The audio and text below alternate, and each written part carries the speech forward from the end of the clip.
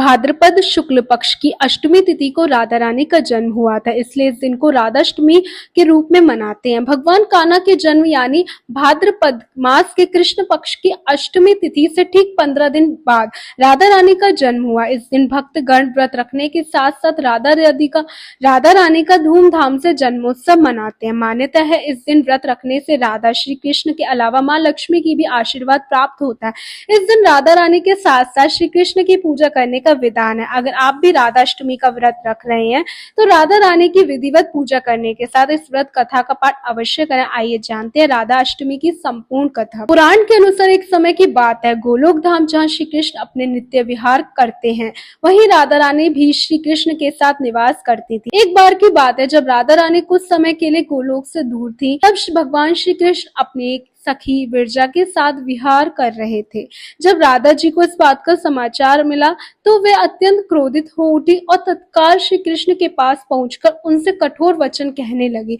राधा रानी का यह रूप देखकर श्री कृष्ण के परम मित्र श्री धामा को बहुत दुख हुआ।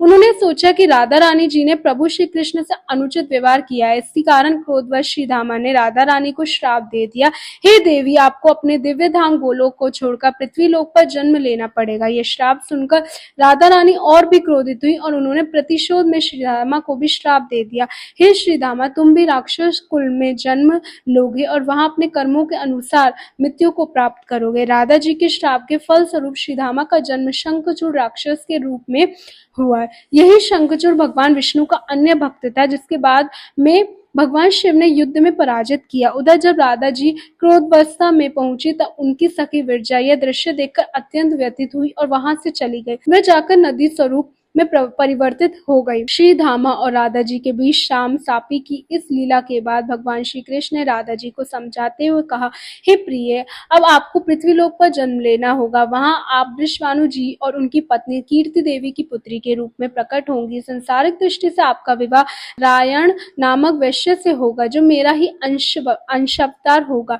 इस प्रकार पृथ्वी पर भी आप मेरी प्रिय स्वरूपा में रहेंगी, परंतु हमें वह वियोग और मिलन दोनों की लीला का अनुभव करना होगा। भगवान श्री कृष्ण के वचनों के पश्चात योग माया ने कीर्ति देवी के गर्भ में प्रवेश किया। जब कीर्ति देवी प्रसव पीड़ा से गुजर रही थी, तब योग माया ने वायु के रूप में वहां प्रवेश किया और उसी क्षण राधा रानी कन्या स्वरूप में प्रकट हो गए।